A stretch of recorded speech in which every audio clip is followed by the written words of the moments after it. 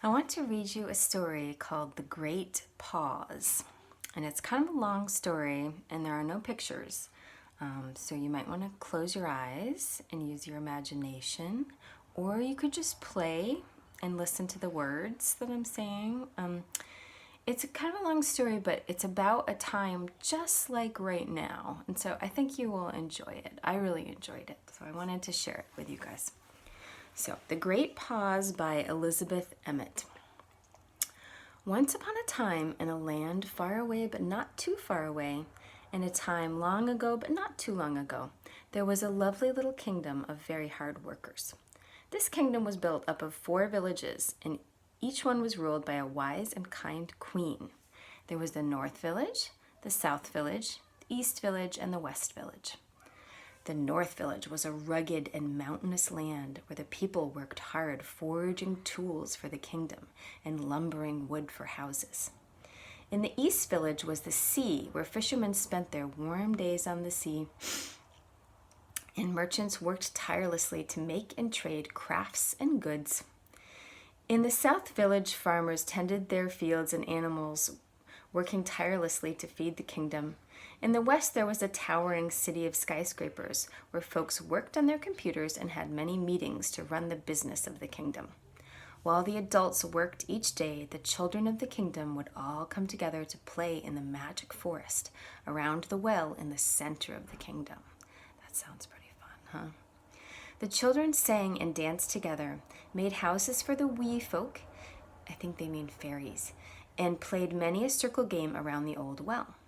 At the end of their tired days, it was the children's work to bring a bucket of water back to each of their homes in the kingdom. Everyone in the kingdom knew that the water from the well was the best for washing, cooking, and nourishing themselves, for it always had a magical quality that was said to have come from the wee folk of the magic forest. One day, when the adults were coming home from a long day's work and the children were saying farewell to their friends and filling their buckets to take home, something very strange happened. One little child who was tired from his play decided to take a long drink of the water from his bucket. His friends noticed that after he drank the water, his body stood still as a stone. It was as if he had turned to a statue. The children quickly ran home to tell their families. One child went to his home in the north and was greeted by his parents, who were just returning from their work in the mines. Their faces and hands were covered in soot, and as the child tried to explain what he saw at the well, his parents began to wash off the soot with the water from his bucket. As soon as they splashed their faces with the water, they too stood as still as stone, with water dripping off of their noses. In the East, a child came home to his parents, who were tailors. That means they made clothes, they were sewing.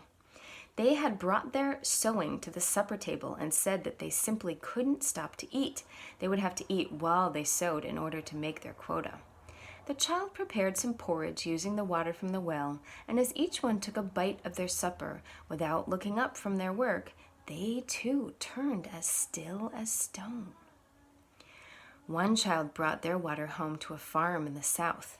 The farmers were so excited to have a fresh bucket of water to water the crops with, but as soon as the water sprinkled over the cornfield, each stalk stood as still as stone, and not a breeze could bend or stir them.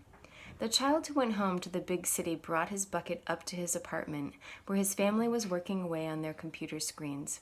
They didn't even notice the boy trip on the carpet and spill his water on the floor, but the splash from the spill sent drips and drops flying about, which landed on the computers, phones, and furniture. Suddenly, they too were stilled. The people in the kingdom did not know what to do, so of course, they asked the queens for help. The queens decided to make a royal decree. All families must stay home together, just like right now. No one was allowed to go to work, and the children were not allowed back to the well in the forest. "How long must we stay home?" asked the families. "Until we tell you it is safe," said the queens. So all of the people in the kingdom went home and tucked themselves into their homes together and waited. The first few days at home were fun, but after many days had passed, the adults began to worry about all of the work that had to be done, and the children began to wiggle and to miss their friends. Day after day passed as they waited to hear from their queens. Meanwhile, the queens had gathered themselves at the well, and they worked together to drain the well of water, which took many days, for it was very deep, and they were working carefully so as not to drip a single drop onto themselves. After many days of emptying bucket after bucket, they finally reached the bottom of the well, though they could not see it. They sent down a bird to inspect the well and see if anything looked suspicious, and indeed the bird found a dark gray stone covered in moss sitting at the bottom of the well. When the bird brought this up to the queens, they immediately knew who the stone belonged to. "Old Moss Woman," they cried together. When they said her name, the tiniest little woman, covered in moss, appeared dancing around their feet, the wisest of the wee folk, Old Moss Woman. "Is this stone yours?" asked the queens. "We know that you would do no harm to the people of our kingdom, but it seems this stone has poisoned our water." "My dears," said Old Moss Woman, "have your people had a good long rest? It is no poison at all, but simply a pause for your people to remember what is most important. You will find after they've had this good long rest, they will return in high spirits." She took her mossy stone and disappeared quickly amongst the leaves on the forest floor. Just as she had promised, indeed, after a long time at home together, the people of the kingdom found new joy in spending time with their families, especially those who were so tired from their work that they were as still as stone. For they needed that sleep so badly. When they awoke from their stillness, they were invigorated with energy. The queens invited everyone to gather in the magic forest around the well once more and announced that everyone could now come back to be together again. The children were overjoyed to see their friends whom they had missed, and the people decided that they could leave their work at home from now on and enjoy the little pauses each day. And they all lived happily ever after.